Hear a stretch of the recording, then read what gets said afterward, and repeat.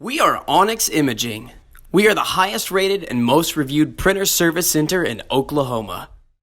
Hi, my name is John with Onyx Imaging. Today we're going to take a look at this HP M452 printer, and we're going to take a look at some common causes of paper jams. More specifically, common causes of paper jams because of issues inside of your paper tray. So the first thing I want to do is go ahead and remove our paper tray. Set this off to the side here.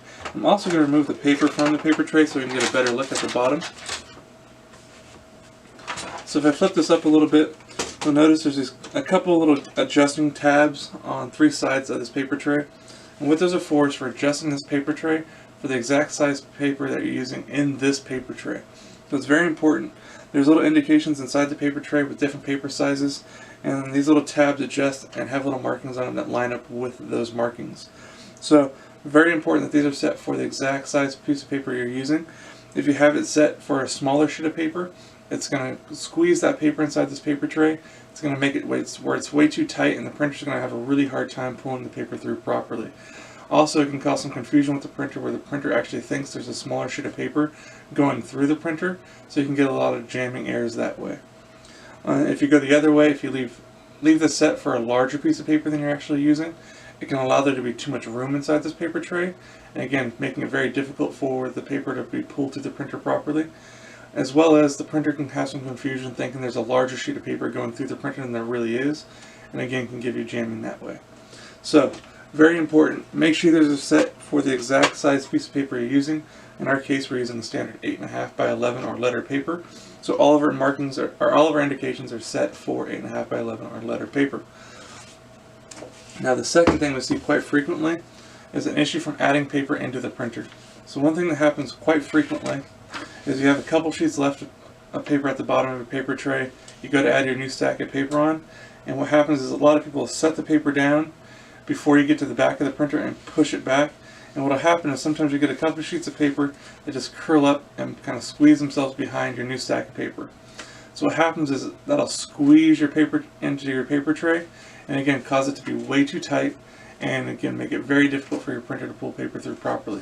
So it's always a good idea whenever you add paper to your printer, take a quick look, just quickly check all four sides and make sure it's a nice clean even stack on all four sides. And if you see any paper curled up anywhere, just take a second and remove that out, and that'll go a long way from reducing the amount of paper jams you're having. Now the third thing we see quite frequently from just adding paper in your paper tray is actually overfilling your paper tray. So if you look at those little adjusting tabs that we talked about earlier, there's a little tab that pokes inward towards your paper, and what those are your maximum fill lines. So you do not want to go past those, or you also don't want to make it to where there's so much paper in here that you could barely press the edges of your paper underneath those. What will happen is then you'll end up kind of mounding the paper here in the center, and it makes the paper way too tall and way too close to the paper pickup assembly inside the printer, and it has a really difficult time trying to pull paper. So if you notice that for the first 15-20 pages, the printer's really struggling, you're getting a lot of jams, but then it starts getting a little bit better and a little bit better. What's probably happening is you're overfilling this paper tray, the printer's really struggling trying to pull that paper through, and once you get below that, once it gets to its normal levels, then that's when the printer starts working better. So be very, very wary of overfilling this paper tray. Usually I say it's a good idea just to leave a small gap between your top sheet of paper and these maximum fill lines, and that again will go a long way as far as reducing the amount of paper jams you're having. So if you've done all three of those and you're still noticing you're getting paper jams quite frequently and doesn't seem to be slowing down, then there's a good chance, especially if you've had this printer for a while, it hasn't been maintenance, or you can't remember the last time it was maintenance, that the rollers need to be replaced. So there are rollers that actually grab the paper and pull it through the machine, and they do wear out and they do need to be replaced. And if that's the case, please feel free to reach out to Onyx. We'd love to help take care of this for you. Also, if you have any questions or concerns, please feel free to reach out to Onyx. We'd love to help answer those for you. Or if there's any way we can help supply with any of your printer or office supply needs, please feel free to reach out to Onyx. We'd love to help supply those for you as well. We hope you have a great day and you're back up and printing. Thank you. Thank you for watching.